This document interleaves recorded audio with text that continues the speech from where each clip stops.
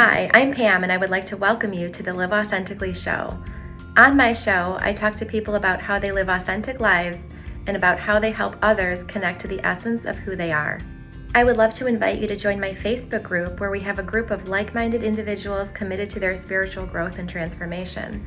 You can find us at liveauthentically.today/FB. I'm super excited to be launching my first book. It will be out in early 2020, and it's a spiritual journey through my personal growth and transformation and self-actualization, and contains all of the keys that you need to unlock the secrets of the universe so that you can create the reality that you desire. And I'm super excited that today we have with us Lacresha Simpson. She is a high performance coach for female leaders, and she uses a multifaceted approach to help them thrive. And I'm super excited to have you. Thank you for joining us, Lacresha. Thank you for having me. I'm so excited to be here. Thank you. I was super intrigued by what you do, and super excited for you to tell us what you do on a daily basis and how you help people claim their authenticity and be the best version of themselves that they can be. But before we launch into that, I always start every show off with the same question, and that is, what does it mean to you to live authentically every day? It means to me, that's a great question. I think living authentically every day means being able to show up as yourself confidently and know that everything is okay and everything is safe to be yourself. So I think safety is a really important piece of wanting to show up. And if you feel very joyous and happy that day, you feel safe enough to do that no matter where you are and who's around. Great. And what do you think, I know for some people it's kind of a long and winding road to find their place of authenticity. We've got to, kind of work through layers of fear and doubt and a number of different things. What were some of the things that you had to overcome in order to claim your authenticity? Yeah, so I realize my business is all about energy. I am deep diving into how do people have more energy? Where do they get more energy from? And so I really start to explore the game of like energy from a spiritual perspective. And I realized that it's more of unearthing your mind, your body, and your spirit to actually feel more energized. So my journey started off with fitness because the body is the first place to unlock energy. When you get to relax your nervous system, you start to realize that when you feel relaxed, you feel a little bit different as a person. And so I started off with doing a lot of fitness for a number of years. And then over time, I realized that I was still struggling to be myself. I didn't feel safe and comfortable to be myself. And that led me into doing more like mind kind of work, and journaling and meditation is where I started to tap into. And so this year I've been on a 365 meditation journey, and I have realized a significant difference in like being myself and being more of a bubbly, bright personality. I went from being kind of angry and frustrated and all the time and very anxious a lot of the time. And once I started meditating, I started to kind of relax the mind a lot more because I had mastered the body, but for some reason I never felt fully like I could be myself. So once I started to master the mind a little bit more, I really started to see like this like personalities kind of pop up. And so then I went through some really spiritual challenges that I had to unblock. And that's where the meat and the potatoes for this year has really come into play. Okay. Personally, for me, one of my biggest unearthings was releasing my really strong hold on masculinity and feeling like the only way that I could be safe was to show up very masculine in the world. So that means when I am working out, I work out more like a male than anything else and take on like more of the like heavy weightlifting. It means that when I'm working on the day-to-day, I'm following very rigid, strict rules and wanting to make sure that metrics and timelines were kind of met and being very rigid in that aspect. Mm-hmm. So it's been now unearthing the feminine side a lot more and allowing the go with the flow personality to pop out. And I have been loving it. And it feels uncomfortable, but that is, in a long-winded answer, kind of my journey through. It's kind of unearthing from starting from the body to the mind and now into the spirit. Okay, that's amazing, and I can tell energetically that you are just so aligned and right where you're supposed to be, and the masculine and the feminine is so perfectly balanced. And I applaud you for everything you've done and all the self discovery and self exploration, because I know it's a lot of hard work. It's a lot of heavy lifting in and outside of the gym, right? And it takes a long it's a long and winding road to get to the place of evolution. And I applaud you on all of your efforts. Mm-hmm. So. I would love to start off, I guess, and talk about, I'd love to hear what you do on a daily basis. So what do you do to help women, empower women? And I'm also curious too, if you would elaborate too, I know I'm asking a couple of questions, but we can start off, we can do this one second, but how you realize that focusing on females was your true calling. So first, let's start with what do you do on a daily basis? So I do a lot of videos sharing what it means to have more energy. And I have been untapping, over the last couple of years, self-care tools that have really helped me. And so I share with people online, what does it mean to do journaling to help you have more energy? What does it mean to meditate? What does it mean to work out? Like I said, I started off in the fitness space and doing a lot of personal training. And I noticed that with my clients at that time, fitness really helped them to have a little bit more energy, but they kept dealing with a lot of stressors that were showing up every single day and not really dealing with that. So I then transitioned into now coaching women on what are the stressors that are still causing them energy draining, like energy draining tasks and people that are still causing them to feel really down on themselves and doubtful. Mm-hmm. And so a lot of my coaching conversations are around where are your lack of boundaries and owning who you are as a person and what you want to do versus what people are expecting you to do. Boundaries is a really, really big thing that I talk to a lot of women about. And once that kind of helps a woman unlock and say, hey, how about we stop you from doing this particular task? So I'll give you an example.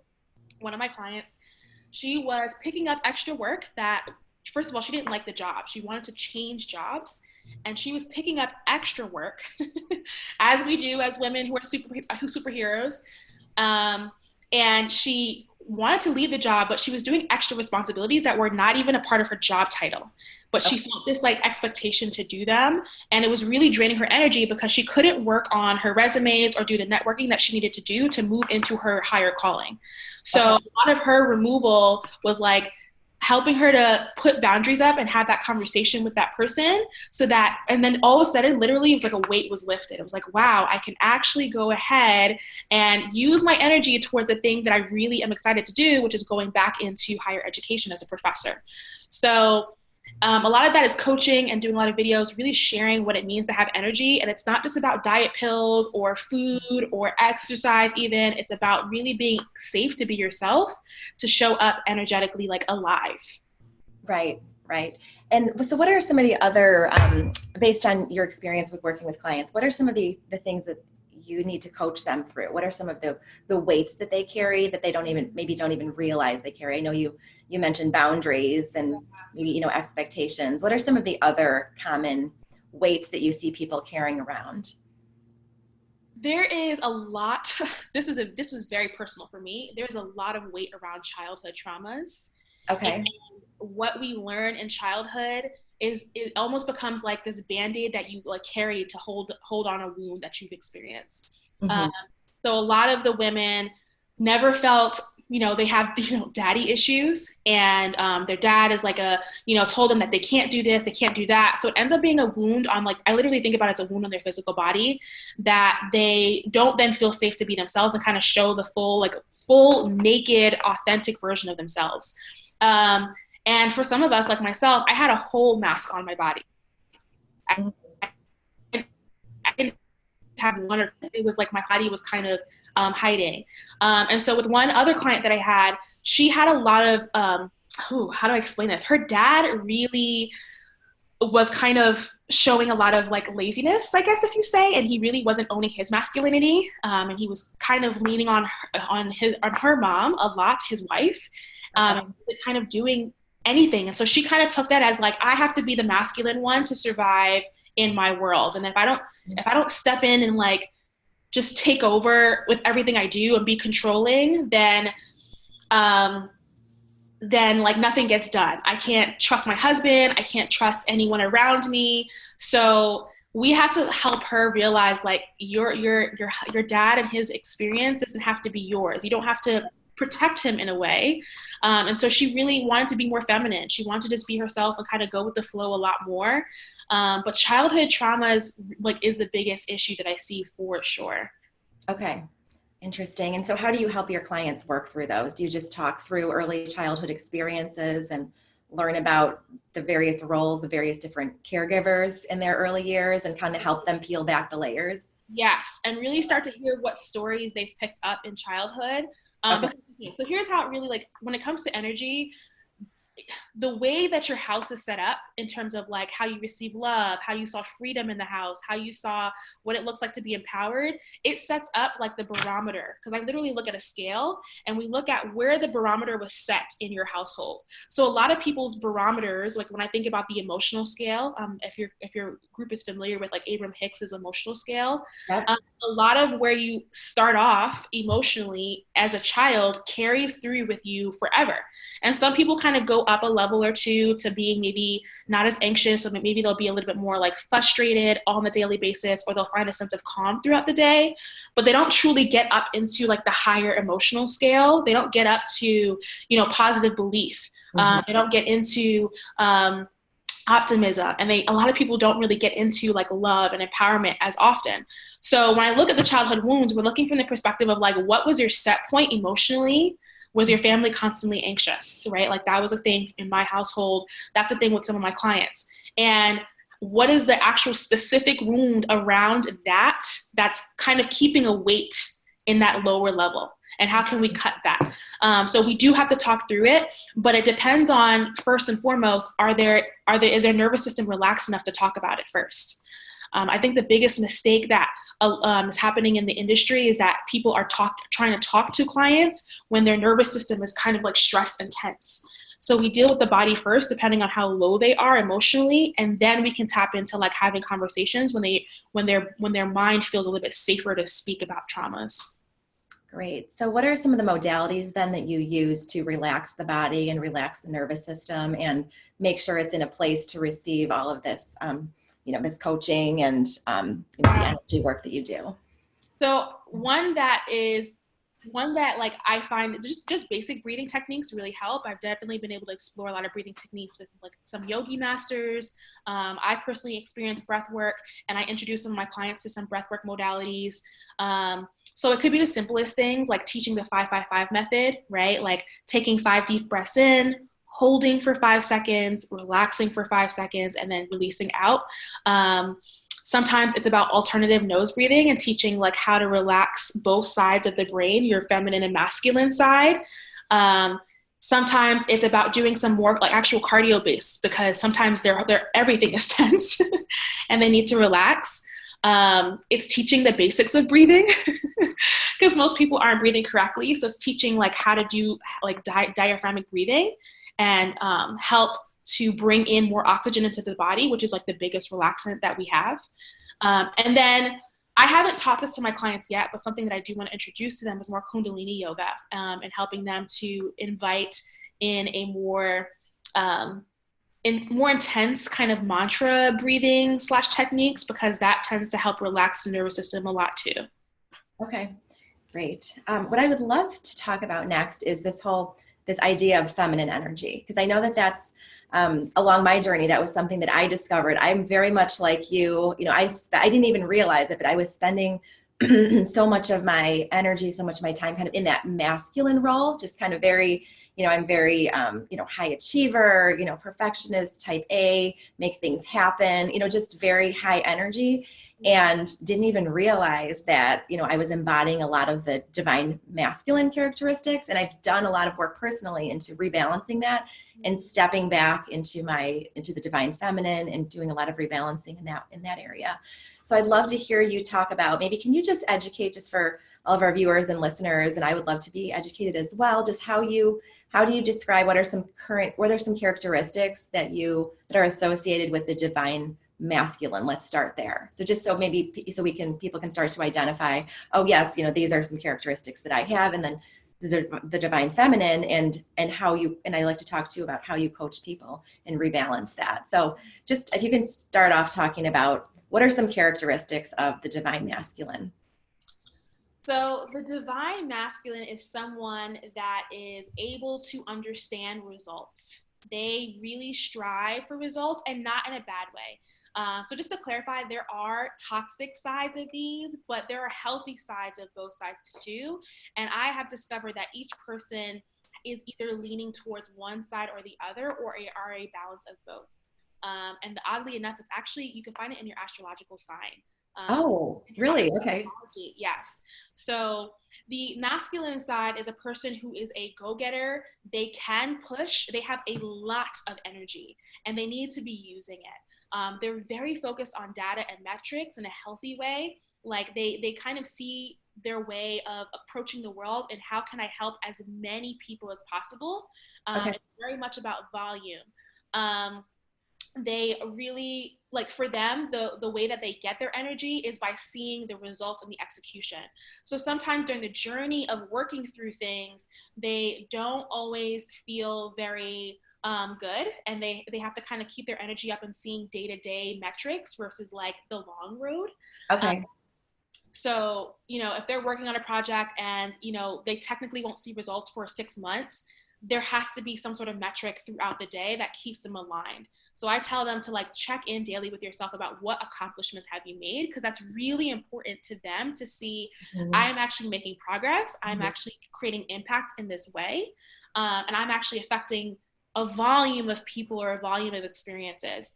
That kind of just really keeps them like kickstarting and going. Okay. Great. And what about the divine feminine? How would you describe, what are some characteristics of the feminine?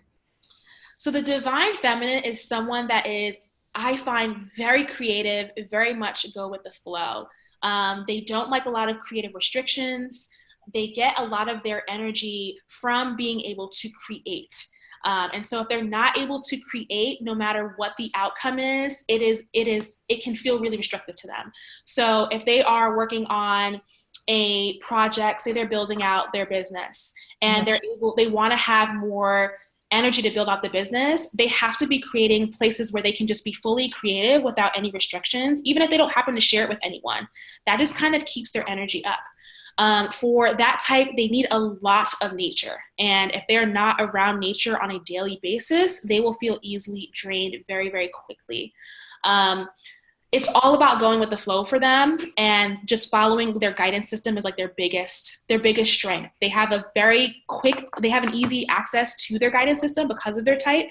And Mhm. if they can go with the flow and follow their guidance system, no matter if it doesn't make sense or not, um, they end up having a lot of success. And it's been interesting to see different people in the world who have a more feminine approach, and how they just kind of, you just notice, like when you hear their story, oh, I just did this and this and this, and everything just fell into place. And it was because they were leading with their internal guidance system. They weren't using logic or metrics to follow through with their projects and their tasks. So it's very interesting to watch for sure.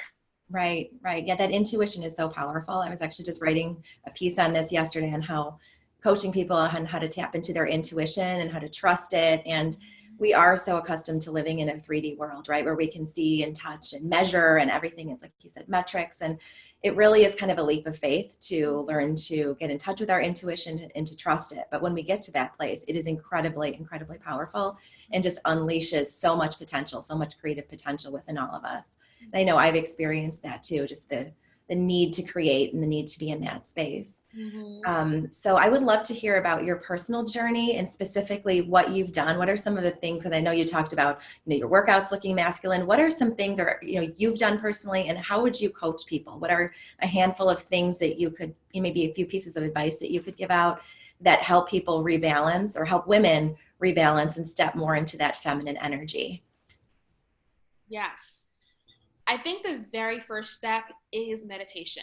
It has been the biggest game changer of my entire life, because Okay. it's the moment of where you can tap into self-truth and figure out who you are outside of all of the stressors that happen in all of the situations of people.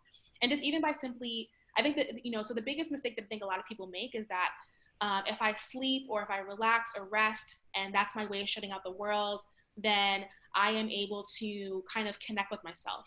And what I found with meditation, and I learned over the last year, is that meditation is the one time where your brain gets to relax, but your body is alert. And Okay. when you're sleeping, your body is actually, your body is the one that's relaxing and your brain is still alert, which is why we dream. So by giving space to meditating, that is where I realize something's not right. I'm not fully being in my whatever self I'm supposed to be in.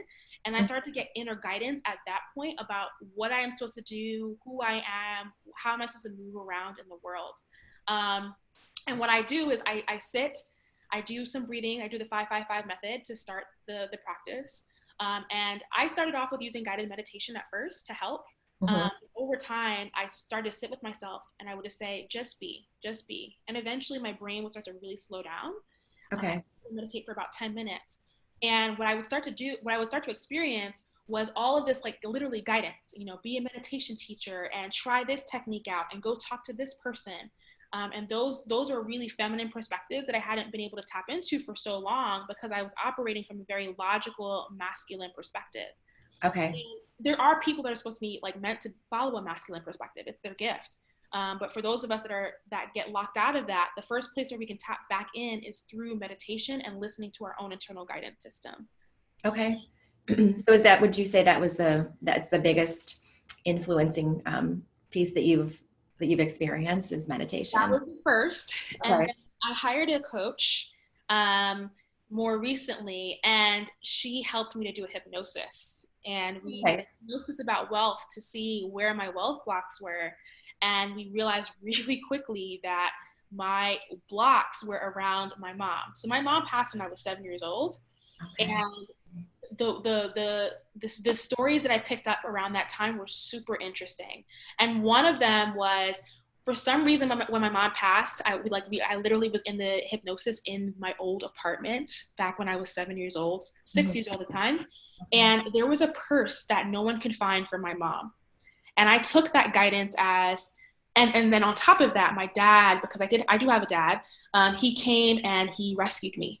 So I took that guidance as my mom's purse was missing, meaning our wealth was missing, Uh-huh. and my dad came and saved the day. So my masculine is the one that's going to come save the day, and if I operate masculine in the world, I will be safe enough to survive, right? But I didn't grow up like we grew up lower middle class, right? I happened to have a house, but when I look at my dad's income, it wasn't very like we weren't technically abundant. So um, I'm in this like new masculine world now from 7 onward, Mhm. and I realized that I saw safety in being masculine, but masculinity didn't bring me a lot of abundance or wealth either. So Okay. I kind of was in this like weird quasi of like, okay, I got to be masculine and make money this way and operate in the world this way. But my natural orientation is femininity. But according to what happened to my mom and losing her purse, it's not safe to be feminine. Um, Mhm. so I went through doing that hypnosis, and over the course of that month, I mean, I just started to completely shed, like this fear that I had around being feminine. And I already started to notice that things around that were starting to happen because for me with masculinity, to keep that mask up for myself, I had to participate in a lot of activities that were not healthy. So the biggest one was caffeine. I was like hugely a big caffeine person because to keep up that like mask, it requires a lot of gusto and energy to do that. But when that's not your natural orientation, you kind of lean on to lean too heavily. I mean, I was taking caffeine pills to work out. I mean, it was just really Okay. bad. I mean, like we're talking about like, 200 to 250 milligrams of caffeine every single day just to Oh. keep up that mask. Mhm. But the hypnosis really started to actually get down to what was kind of holding that block around masculinity and femininity, and it was for some reason losing that purse, and no one's been able to find it since. But I had to heal that, and I actually walked out of that meditation holding the purse and walking out of the apartment. Wow, how incredibly powerful. Yeah. And I know a lot of things we deal with today in our everyday lives, a lot of the blocks and masks and everything does stem back to one particular childhood event.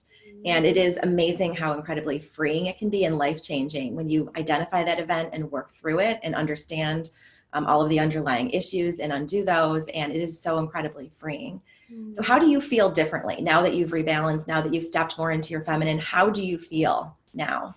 Oh my gosh, I feel so much less anxious.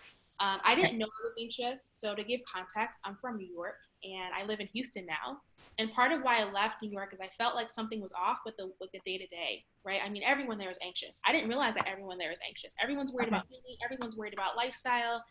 There's just constant. There's a lot of masculinity in New York, which is not a bad thing, but it creates a lot of anxiety, and I still see it in a lot of my friends. They're very anxious all the time.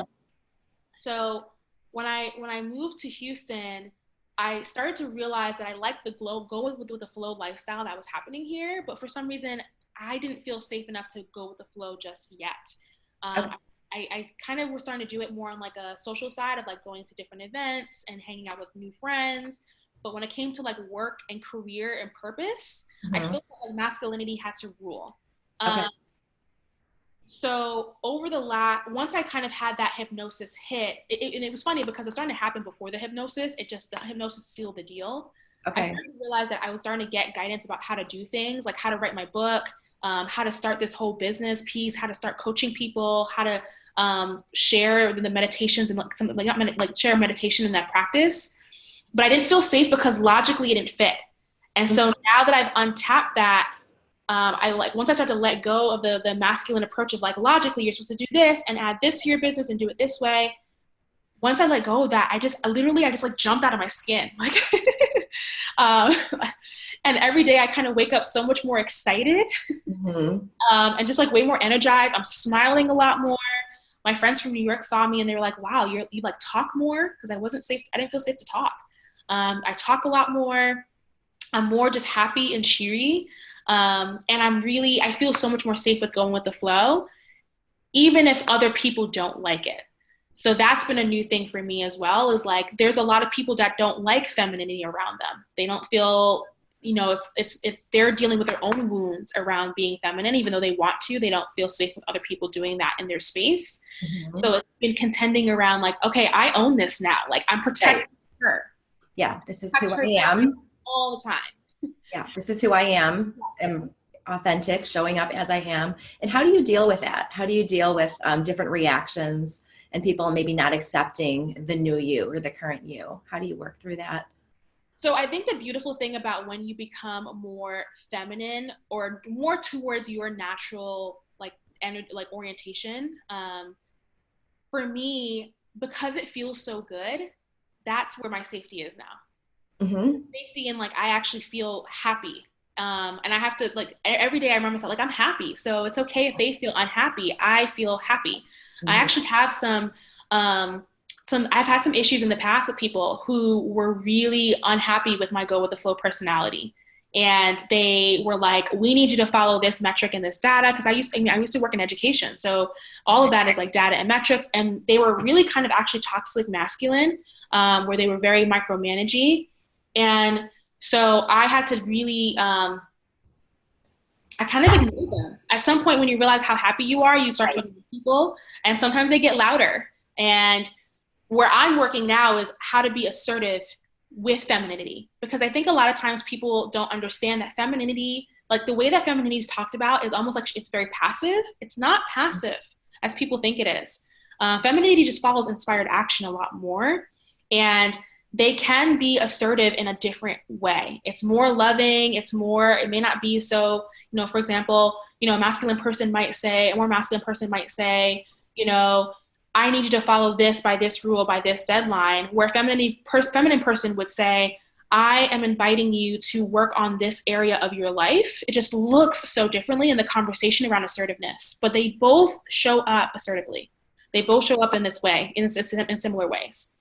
I see. And it is amazing how you can often coax somebody or encourage them, or lead them down a certain path with a different approach. And words are so incredibly powerful. I mean, we can either be in a controlling state or a forcing state, or receiving and flowing and in a softer state. And it is amazing how when we balance that, how incredibly powerful that is. And I know you talked about, I wanted to go back to how you were saying that, certain people don't accept you the way that you are, and they may be put off by your cheeriness, bubbliness, happiness now. And I know that I've experienced that too. And, as I've gone through the levels of evolution and done my soul work, it's a natural byproduct that the things that aren't meant for us, or the things that don't serve our highest good, naturally start to fall away. And I think that once we accept that and realize that that's part of the process, is that certain people were in our lives for a period of time and played a role in our evolution. I mean, they're mirrors, they're meant to help us uncover certain parts of ourselves and grow and evolve. And it's okay. I mean, realizing that it's okay that we aren't going to continue to be vibrational matches with everybody in our current world for, today and every day in the future. And if we realize that life is fluid and dynamic and just kind of flow with where life takes us, it's nothing personal, it's all vibrational, it really just gives us a whole different perspective on it. And like you said, that happiness, you're happy with yourself now. And that's where the true power comes in, right? The power comes in when you're living a soul-based existence and aligned with who you truly are, because then we're no longer seeking external validation, right? We're no longer seeking validation from external sources, from likes on social media. We can get everything we need from within us. And there is nothing more powerful than that. So, let's see, where do we want to go next? I guess I'd also like to ask another question too, and that is, what sets your soul on fire? I know that there are many things, you have many passions, I can tell, but what is the one thing that you get most fired up about? I'm like, as I say it, I'm like, my energy is like kicking up. Mm-hmm. It's so big for me. Boundaries with women Okay. is a really big thing because I find that a lot of women are taking on way too much. Okay. Whether it comes to responsibilities with children or responsibilities at work is a really big one I see a lot of. And I've become really good about boundaries more and more over the years. And I realized that a lot of the boundary issues are people pleasing and wanting to be accepted by everyone. But that lights me up so much to tell someone tell someone else, no. Like your favorite word is now no. Like you say no to the things that just don't make you excited. Right. So talking to a lot of women about boundaries, I don't know what it is about that conversation, but I love seeing them feel like they have that onus of control again. Like, oh wow, I can say no to this. Right. I don't have to do extra work to please someone. I don't have to help my kids with every little thing. Or right. It's just really freeing to see them feel more alive just naturally, and they haven't actually done anything at that moment, but just to know that they can start saying no to that thing in that moment is so empowering to them. It is so incredibly empowering, right? And I found too from my personal journey, no, and no without guilt. You can say no and be okay with it. Because for a while there, I know as I progressed, was doing my soul work, it felt really uncomfortable to say no at first, because I felt like I needed to be, first responder and be putting all these fires out everywhere else. But, when you start to ask yourself, is this my fire to put out? Is this my problem to solve? That kind of cuts right through it. It's no, that's on their side of the fence. And it's okay, because it encourages everyone to own it, to take the responsibility, and to take care of what's on their side of the street. So I found too that is incredibly freeing and incredibly game changing. I know I apply that with my kids a lot too. Just boundaries and, mom, where is whatever? I get asked 1,000 times a day, well, where is this? I need it for school tomorrow. I might give them some guidance on where to look, retrace your steps. But 10 years ago, I would have turned the house upside down looking for whatever it is that whoever lost, because I thought that was my role, was to take care of everybody's everything. And it's been totally game changing. And you realize that, it's okay. That's the thing. I think I thought the world was going to stop spinning because I wasn't constantly nurturing or taking care of everybody. But it is incredibly freeing, and it allows us to focus on us and our lives and what we do best and our spiritual development. And there are lessons in that. It's not just, no, because I don't want to help you, but, in encouraging people to work through their issues, that's incredibly empowering. They're growing and developing. So it's actually a favor. If we look at it, from a different perspective, we're actually doing them a favor by allowing them to own what it is that they need to own. Yes. And I've definitely noticed that, I had such big boundary issues with relationships, and that's something that I'm still working on not giving too much in my romantic relationships, especially to feel validated in that way. And realizing they have to show up and earn me too, right? Right. I think that sometimes the issue with boundaries is they feel us women feel like we have to earn people's love and attention through giving too much. And I've done so many ridiculous things, giving money to people all the time Mhm. to feel like, hey, I'm helping, I'm a part of, helping you through your karma. And not realizing that some people need to go through really challenging karma to get to where they need to be. Like I was actually hurting them by not allowing their karma to happen in the way that it was supposed to. And obviously you don't want, I don't want to see people struggling. Right. I don't want to see them in pain or hurt. But I had to learn the boundaries of like, is my intuition telling me to step in, or is my intuition saying that's the karma and like back off and Mhm. set that boundary because you have other things that you need to be using your energy for, and this is not one of those places. Right. So that's been a journey of my own for sure. Mhm. Wow. Um, let's see, where do we want to go next? I guess I would love to talk. You mentioned your book. Mm-hmm. Congratulations. Is it officially out and published and available for purchase? It's still in Okay. the process. Okay. It will be coming out next year in the spring. Okay. Would you like to tell us a little bit about it, whatever you're willing to share? Yeah. So SelfCare Hustle really talks about how stress is affecting our ability to make money as women. Because I think the biggest issue is we feel a lot of stress, and society's never taught us how to deal with stress effectively. Mhm. So a lot of the coping mechanisms that we use, the biggest one is food, right? The fast food industry is growing and abundant because it is the quickest way that we feel to get energy, even though it really doesn't give us any energy. So Right. talk about what it means to what stress actually is, right? And that there are actual self-care practices, like I talked about hypnosis and journaling and meditation, that really kind of let go of the stressor so that when the stressor shows up again, it doesn't hurt you anymore. It doesn't affect you. It doesn't drain your energy. It doesn't bring you down. You can kind of ignore it. Not kind of, you do ignore it because it no longer impacts you. It doesn't it doesn't turn on your nervous system and make start making your palms sweat and your heart race when you see it. So I talk about what stress is because I think I realized in my research, a lot of people don't know what stress is or when they're stressed. And Okay. that's really scary because that's why a lot of people end up getting really bad illnesses. And I had a former coworker who was dealing with, she got cancer a few years ago. And part of it was she was going above and beyond, people pleasing, had no boundaries, had no self care practices in place. And she could have been she is an amazing leader and could have done even more, but she was constantly letting all the stress just continue to weigh on her. She was constantly overgiving. And that's what happens with stress, is that when we don't deal with it, it becomes really extreme traumatic illnesses that are telling us you need to stop and reprogram your life, because right now what you've created is so toxic for my body that I can't deal with it now. It's gone too far. So I Mhm. talk about what stress is in the early stages. And the early stages of stress is around being frustrated. That's the first cue that stress is kicked in. If you're feeling Okay. frustrated, that is stress. And I think a lot of times we look at frustration as like it's okay to be frustrated, but just recognize it as what it is. It's stress Mhm. coming in, and that you're dealing with something in a way that you're looking at, when you're working on a computer and you're writing your blog, and something's not working with clicking submit, and you're feeling frustrated about that. There's something that maybe needs to be worked through in that moment around that blog before you hit submit. So now when I see certain situations play out, I don't see it as a stressor as much as I try my best. Everything happens, everything doesn't always work out perfectly.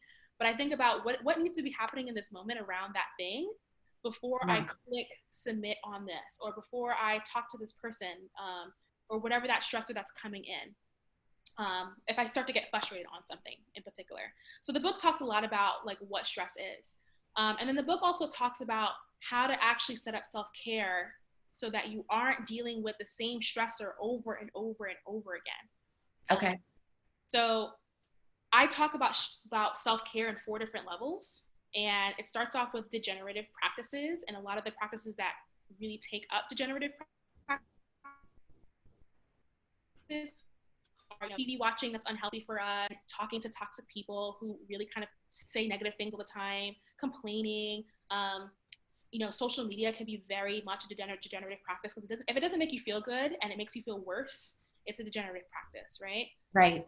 And then all the way up to transformative self-care. So it's where we Okay. actually let go of the limiting belief or the story or the thought pattern that's continuing to repeat, Mm-hmm. We're at that level, we're able to use a self-care practice to replace it. Okay. So that's, you could be using EFT for that. Hypnosis is a big one. I know subliminal sleep messages is something I've started to use more recently that's been very helpful. Okay. Those are more of like, I am changing the thought so that when the stress happens, I don't think I am angry at this person anymore. I think I am okay with their personality and I understand who they are, right? Like changing the thought pattern when the stress comes up. Right.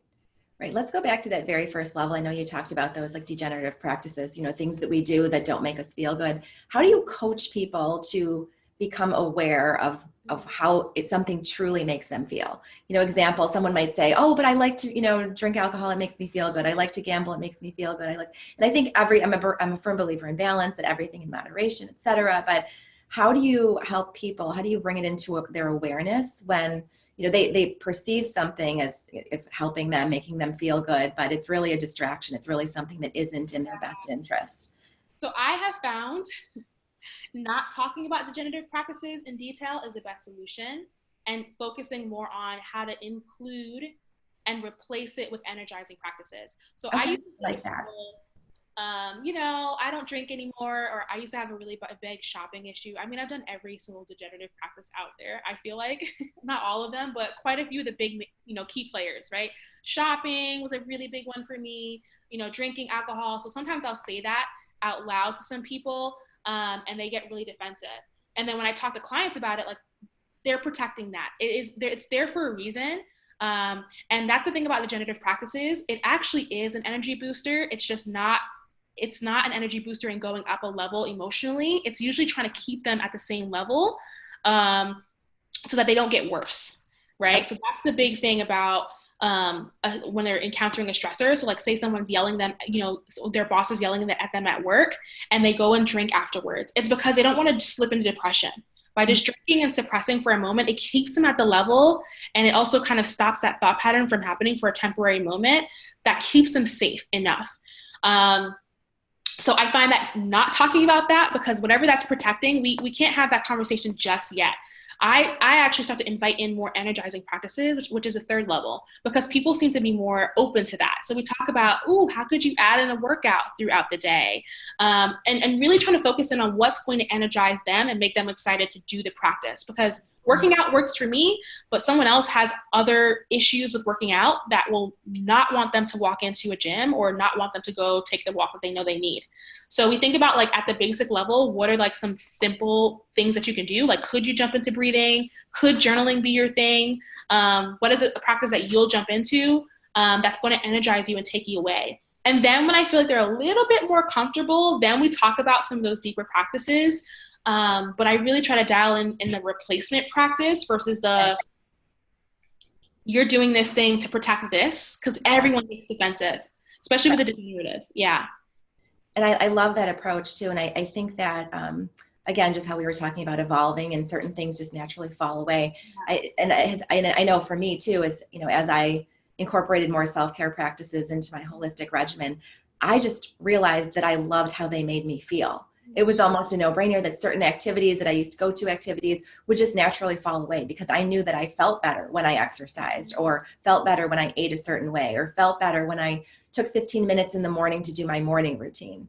I was no longer going to some of those other stress relieving activities. I was just naturally gravitating. And our bodies, our minds, our souls are just so acutely aware of what really nourishes us and what we really need in order to connect to our higher selves.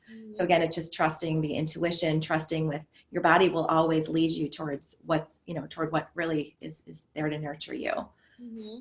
And that's what happened to me. I wouldn't, and that's why I'm so glad that I teach it in that way, because I dropped kind of caffeine naturally. I dropped drinking very naturally. I just woke up one day and said, I haven't been drinking at all. Like it just kind of stopped. And I think it's just about when you start to feel good, you realize what kind of lights you up to feel good, and you want to keep doing it. And if someone would have approached me about the alcohol drinking or the shopping, I would have been like, this is just me having fun, right? Like there's about that. So the falling away is huge. And I think as some of the people, as more people start to invite in more of those healthy practices and start to realize how good they feel, they start to really just naturally drop away anything that doesn't serve them. You're totally right. So what types of lifestyle, let's say someone is getting started, they're just getting started on their spiritual journey, trying to find their path, looking to grow, evolve, claim their personal power, etc. What are a few simple things that people could start? What is like a little starter kit that you would offer to people in terms of, here are 5 things that you could start to incorporate into your daily routine that will help to get you on this path? Yes. So I talk about it from the levels, right? It starts off with the body. You have to relax the nervous system. Okay. A lot of times our brains are not seeing safety in being able to actually untap and really explore what's going on in the brain. A lot of people, when I talk to, my clients, they're like, I don't know what thoughts are happening, right? Because their brain is kind of shut down. It's still processing all of these things, but their nervous system has completely taken over. I mean, their shoulders are tense, their back is tight, they're having gut health issues. Like all of this body work it has to relax first. So the very first step I say is just a very basic workout routine. I mean, just walking is like the best thing. And you don't have to be jumping and running around, but just walking and relaxing in that way is very, very helpful.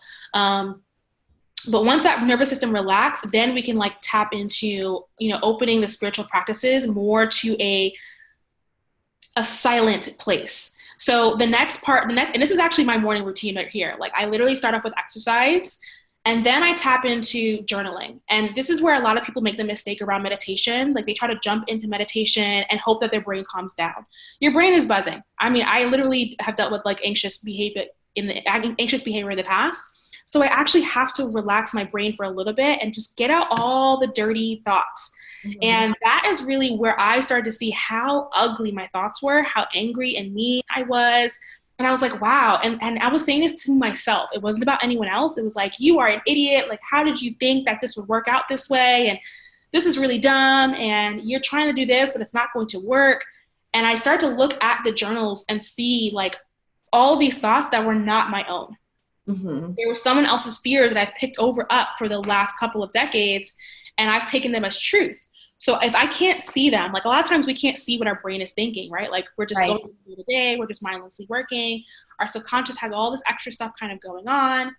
So I started to journal and really started to pick up the like thought patterns that were showing up and started to see a lot of the lies that were sitting like on the paper. So that would be the next place, is like do a basic walk and then sit down and journal for 10 to 15 minutes and just start to unleash everything that's you're feeling. Like don't hold back. And I'm sure you're familiar with stream of consciousness writing, right? Yep. I was just going to ask you about that. Yeah. Stream of consciousness is huge for me. I have to do it like pretty much every day. And I use a really, really cool app that allows me to see on the back end when I finish the actual journaling activity, what my dominant conversations were about. Was it about success, religion? And then it tells me what my feelings were. Were I positive? Were I negative? Was I thinking versus feeling? It's really cool. So I do a lot of that online. And then from there, I can actually sit and meditate and like listen in into what I need to be doing, or how my brain is processing things throughout the day. So that's kind of how I navigate my morning routine. And the very last piece, once I've kind of opened up my brain a little bit more, I'm usually in a place of neutrality. Like I'm literally in calm and contentment. And a lot of times people here tend to just drop the meditation and just go about their day. That's dangerous because they haven't actually put themselves in the position to be in the highest positive space. So I then invite in any affirmations or my vision or anything at that point that's going to make me light up and shift, like literally flip over to the other side. Okay. So then I'll do some affirmations at that point. And so just with like a basic kit is like literally just walking, journal, and then just sit with yourself for 10 minutes. That is the basic kit. And I mean, that's unearthed everything for me. That's literally like my golden ticket. Okay. That's amazing and so incredibly powerful. And I love it because it's so flexible and accommodating, and doesn't require a gym membership or, huge commitment of time. It's something that we can all do wherever we are.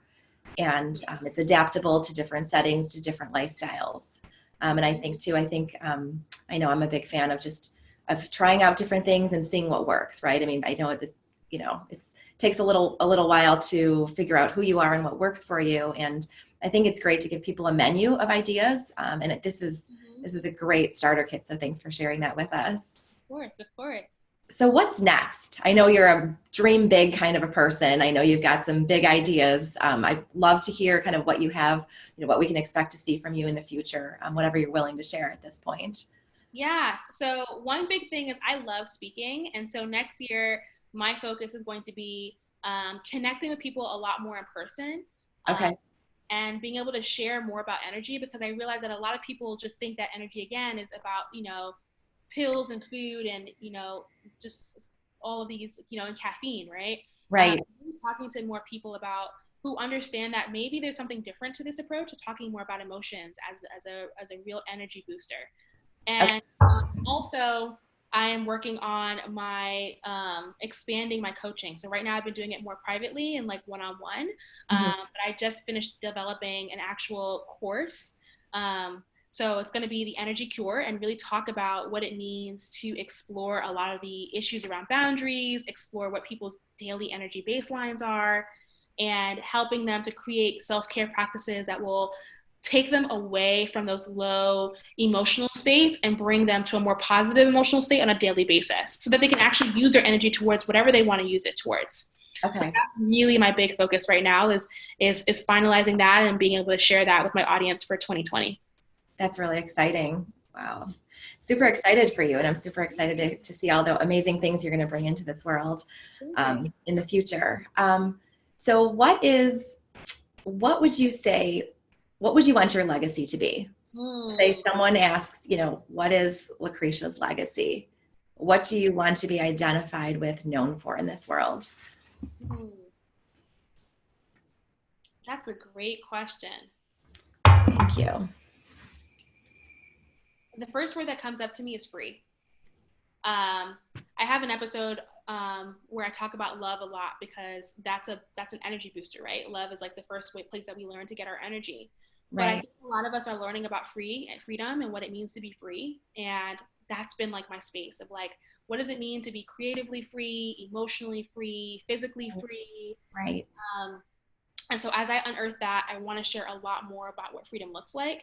And this really stemmed, I think, to be honest, Kanye West kind of opened this door for me when he made that comment about the psychological chains, the Black community, and just realizing that a lot of us have chains from generational wounds, not just Black, but a lot of cultures, a lot of, women in particular. And so my exploration is like, what does that really look like? What does freedom look like? And as I unearth it, how can I share it with more people who want to feel freedom as well? So that's the legacy. I love it. I love it. I love that we speak the same language. In my mind, freedom and authenticity kind of go hand in hand. They kind of fuel each other. The more authentic you are, the more free you feel. And the more free you are, the more authentic you can show up. Authentically, you can show up. So, and I found that too, is the freer you feel to be yourself, the more energy you have, the more energy you bring into this world, the more you attract things that are meant for your highest good. So that's my wish, I know, for everyone, is to get to a place where they do live freely, they do live authentically, they're showing up as they are, free to be themselves. So I'm super grateful that our paths have crossed. Before we close up, is there anything else you'd like to share with our audience? Any other wisdom you'd like to impart? Any other mantras, phrases, anything that you'd like to share? Yeah, I think what I would love to close with is just telling people to use their core gifts more and more. So whatever that thing is, you can do it in private and it will energize you. I was recording videos on my phone for years. Okay. Because I just love talking. Yeah. And that really kept me energized until I was ready to kind of share it. And so it doesn't have to be public all the time, and you don't have to kind of make a business out of it, but the world will look so differently if people just gave a little bit more time to their core gifts and the things that light them up. Like, that's the best energy booster you can ever have. Right. I invite people to use whatever that gift is more, and hopefully they use it with people like me or with like you that, could benefit from it, so that we all can kind of expand our energy and expand our consciousness and our authenticity. Right, exactly. That's the ultimate goal. I mean, my goal is that everyone gets to a place where they feel free and authentic. And ultimately, by doing things like this, connecting with other like-minded individuals, that spreads. This has a ripple effect. And that's the whole idea, is that day by day, by doing what we do, we're elevating collective consciousness, which is a really exciting thing. So I so applaud you on your efforts. I'm so proud of you for all of your accomplishments so far. So grateful that you've carved out time to be on my show. I know time is a choice, and I'm grateful that you've chosen to spend your morning with me. So if people would like to get in touch with you, can you tell us how they can do that? Yes. So I am on social media as the Lala Simpson. That is my handle there. And they can also email me if they have any questions at let'schat@selfcarehustle.com. Okay, great. Well, thank you so much. Thank you again for being on my show. I'm super excited. I'll keep my eye out for your book to come out, and I'll be sure to grab a copy. Yes. Thank you very much.